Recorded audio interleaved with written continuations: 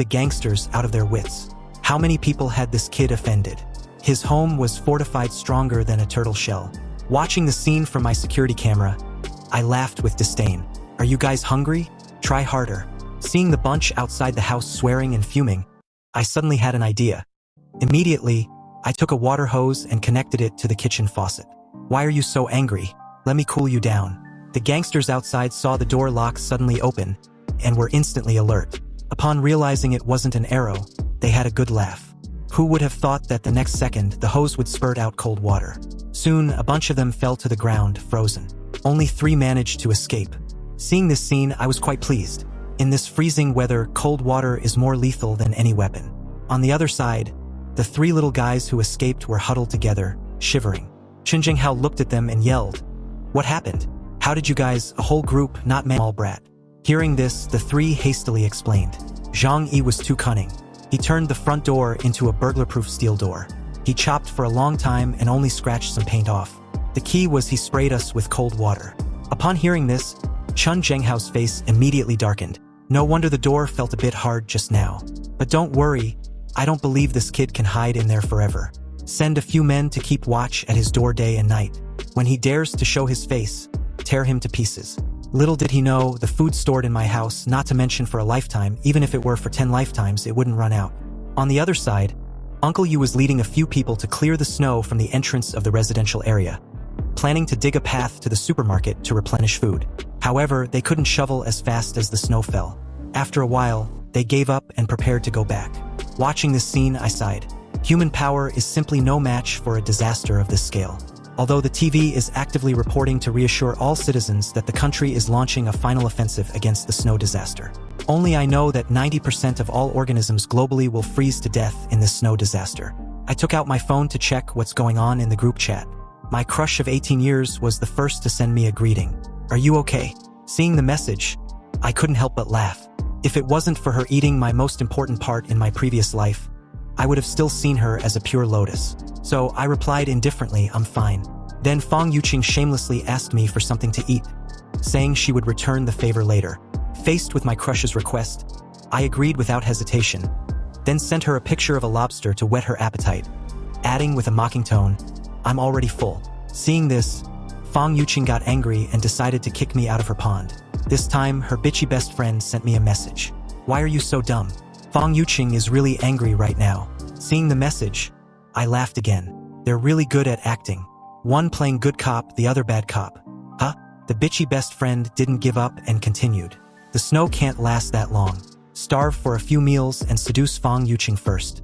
Wouldn't that be a big win?" Regarding this, I ignored her disdainfully and simply responded with "Oh." This response infuriated her.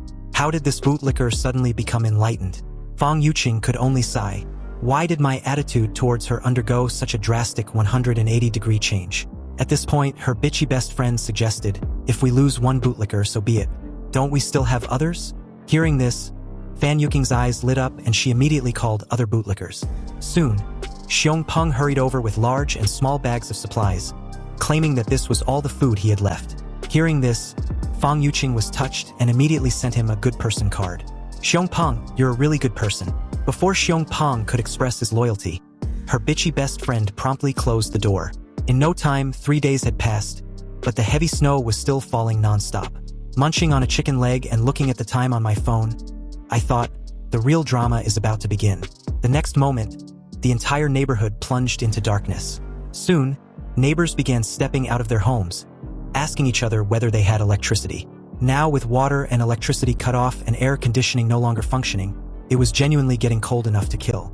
After finishing my chicken, I picked my teeth and then turned on a generator I had prepared in advance. I was fortunate to have died early in my past life. Otherwise, I too would be freezing like the rest of them. At this moment, Auntie Lin from the neighborhood committee was shivering while holding her grandson. She never expected the snow to last so long. A message came into the neighborhood group chat. They say this is a once-in-100,000 years global blizzard. We might be on the brink of a mass extinction event. Several major cities in the country have already been overrun. Everyone must stockpile more supplies. After reading the message, Auntie Lin was shocked. She never imagined the snow disaster would be this serious. At that moment, she hatched a plan. She must trick everyone into giving her their food before they receive the news. So Auntie Lin promptly posted a message in the owners group. Everyone, don't worry. This disaster is temporary. Workers are currently repairing the water and power outage. The officials have issued an order.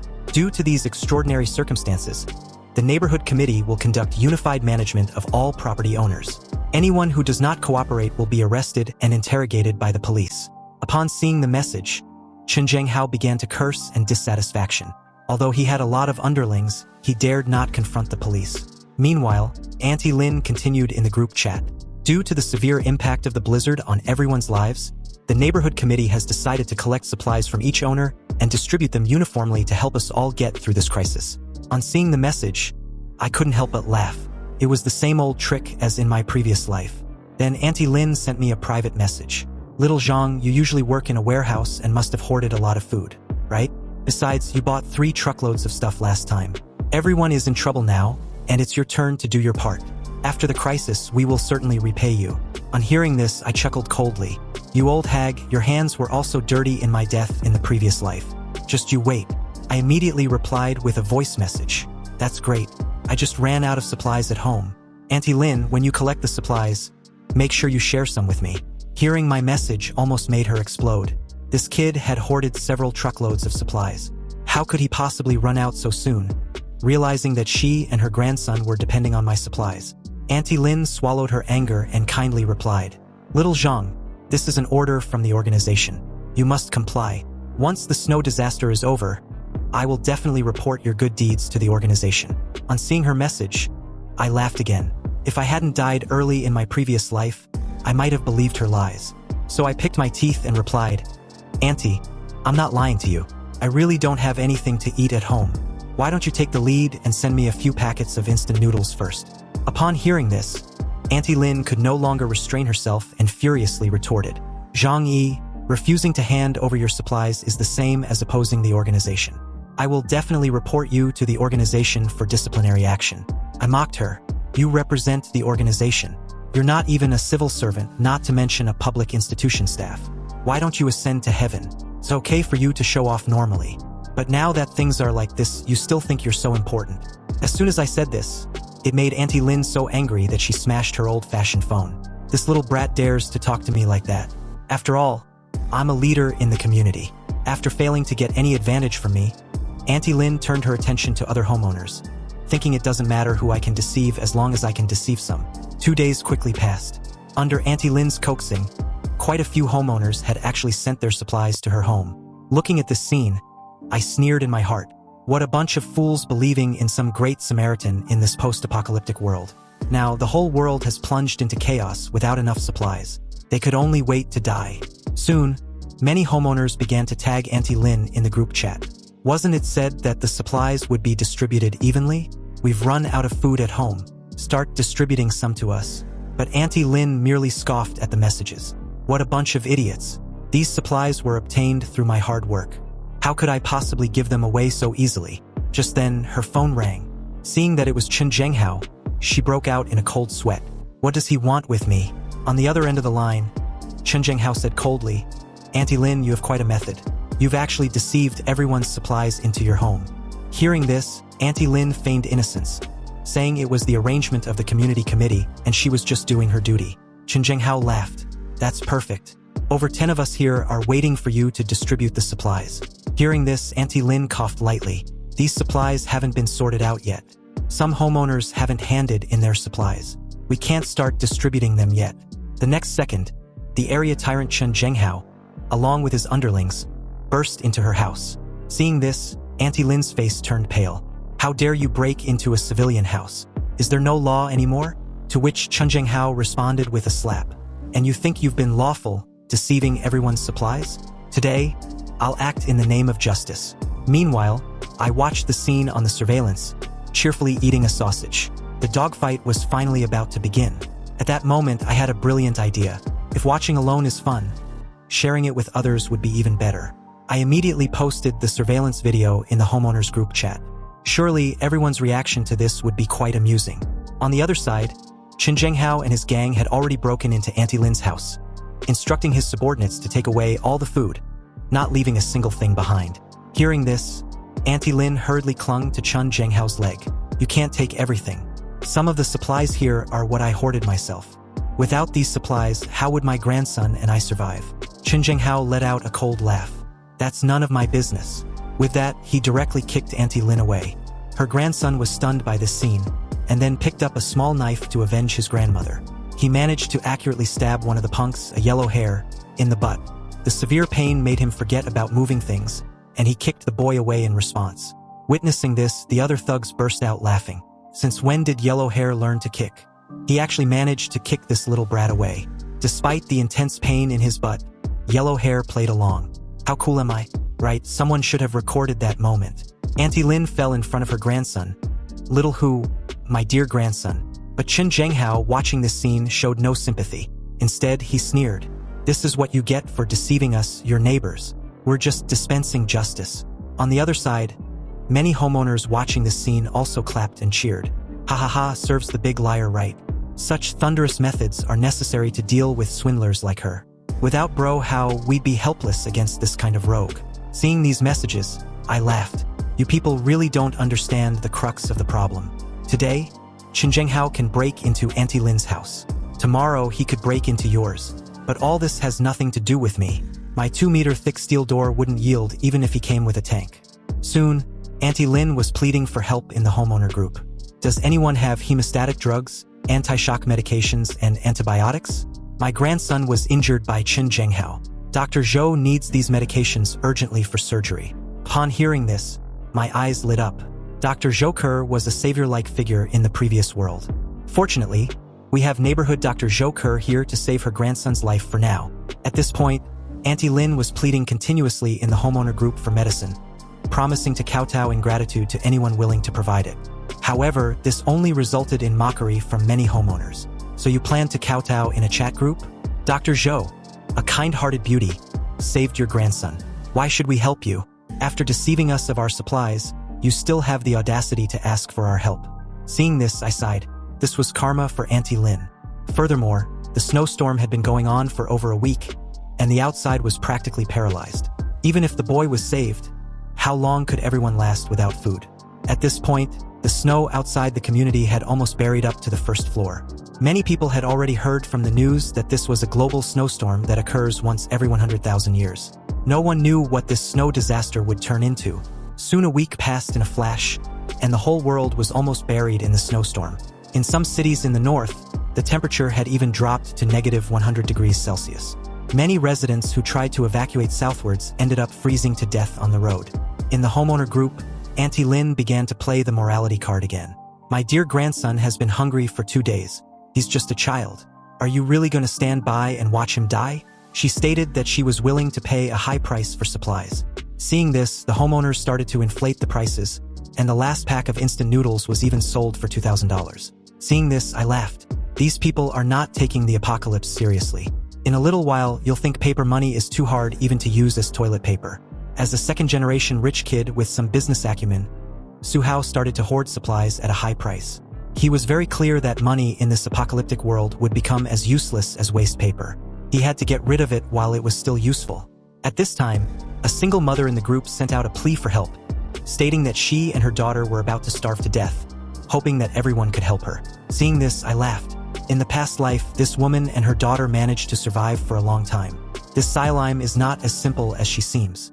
10 days passed quickly, and as usual, I was enjoying my time at home. At this moment, the phone on the table rang. Seeing the caller ID, I let out a cold laugh. This bitch finally couldn't stand it anymore. So, I opened the video chat and sarcastically said, "You all look thinner after not seeing each other for a while." Behind me, the sight of food made the two people drool. "Why do you still have so much food in your house, Zhang Yi? Is it because you hoarded it last time? And with this weather of -100 degrees, why are you sweating?" Upon hearing this, I smiled. "Oh, I installed a fireplace at home. This thing is very warm. I feel like going for a run outside." Upon hearing this, Fang Yuqing immediately tried to butter up to me. "Brother Zhang Yi, you're so awesome. You're so well prepared. Could you let Fang Yuqing come over and take a shower?" Inside, I scoffed. Do they still take me for an old lecher? So, without a second thought, I rejected her invitation, even taunting her with the temperature at -100 degrees. "Make sure to keep warm." Fang Yuqing was instantly infuriated at my words. "Don't go too far. We are freezing and starving." It's fine if you don't help, but don't make sarcastic comments. Hearing this, I laughed. You still think I'm an easy target? If you want food, go find your rich kid. Besides, we're not related. Why should I help you? With that, I stylishly ended the video call. On the other side, Fang Yuqing was already furious. She never thought that I would be on the path of a bootlicker's counterattack. At this moment, her best friend chimed in with some fair words. Zhang Yi is quite good. It's you who missed the opportunity. Otherwise, we could be enjoying the things at Zhang Yi's house right now. He is much stronger than that so-called rich second generation. If I had known you would fail, I would have gone for it myself. Now everything has been revealed, and we end up with nothing. At this, Fang Yuqing was already furious. Lin Caning, you bitch, still speaking in favor of Zhang Yi. I'll kill you. Soon the two bitches were wrestling on the bed. Meanwhile, the government, seeing that they could no longer hide the news of the snow disaster, issued an announcement on television. In order to meet everyone's electricity needs, power supply would be provided from 1 to 2 o'clock every day, but the voltage would only be enough for low-power appliances. Currently, all major power plants are shut down and power is scarce. Everyone is encouraged to use electricity sparingly to prevent large-scale power outages. Soon, the homeowner group was lively again. Did you see the news? Turns out the rumors online are true. Just as everyone was on edge, suddenly someone offered to sell instant noodles $5,000 a pack. Any takers? Seeing this, I didn't know whether to laugh or cry, knowing that we're in an apocalypse, yet still wanting to exchange life-saving supplies for this worthless paper. Under the current circumstances, filling one's stomach is above all else. When everyone is hungry, who would care about this useless paper? On the other side, after wrestling for 2 minutes, Fang Yuqing and her friend finally calmed down. Since the soft approach didn't work, we'll go hard. With that, Fang Yuqing picked up her phone and contacted her number 1 bootlicker, telling a wild story about how Zhang Yi wanted to tarnish her purity just because he had food. Zhou Peng was instantly furious upon hearing this. This Zhang Yi is such a scumbag. If I don't take this guy down, I'll be letting down my bootlicker identity. Seeing Zhou Peng was hooked, Fang Yuqing immediately got close to him. Little Zhou Peng, let's find a way to take his house, and then we can live together. Okay? Zhou Peng agreed without a second thought. But before that, they needed to prepare some weapons. In a short while, the 3 of them, each carrying a kitchen knife, arrived at my doorstep. Then Zhou Peng, hiding the knife behind his back, knocked on the door. Brother Zhang Yi, are you in? It's old Zhou. As colleagues, could you lend me some food? I'll trade you with fever medication. Unbeknownst to them, I had already seen the whole scene clearly through the surveillance camera. Seeing the weapons in their hands, I was ready to explode with anger. Do you guys really think you can kill me? If the tiger doesn't show its power, you'll mistake it for a sick cat. Then, I picked up the hose, attached it to the tap, and decided to give them a chilling shower at -100 degrees. At that moment, the piled-up waste caught my attention, and an idea sprang to mind. I picked up the hose and approached the door, shouting, "Don't worry, I'll make sure everyone gets enough to eat." The 3 of them, thinking that I was about to open the door, excitedly raised their weapons. But the next second, a pile of feces sprayed through the small window of the door onto them. Fang Yuqing immediately realized it was a pile of feces and started to vomit on the side. While Zhou Peng was furious, "Zhang Yi, if you have the guts, come out. I'll kill you." To this, I just laughed. "Don't say I didn't give you a chance. If you have the guts, come in." Hearing this, Zhou Peng, seething with rage, raised his kitchen knife and struck my front door, only to find that the door was unharmed. Instead, his hand was injured from the impact. Watching this scene, I couldn't help but laugh. My 2-meter thick security door isn't something you can break just by saying so. I really don't know what you're thinking, and I've stockpiled as much as a Walmart warehouse in my house. I'm not worried at all about them keeping watch outside. Even if I never go out in my next life, what can they do to me? I was suddenly woken from my sleep by a gunshot. Even though I knew the maliciousness of human nature would be exposed in the post-apocalyptic world, the sudden gunshots still gave me a big fright. There was actually someone with a gun in this community. So, I quickly picked up my tablet and started checking the surveillance footage. It turned out that Chen Zhenghao and his men were going around robbing houses.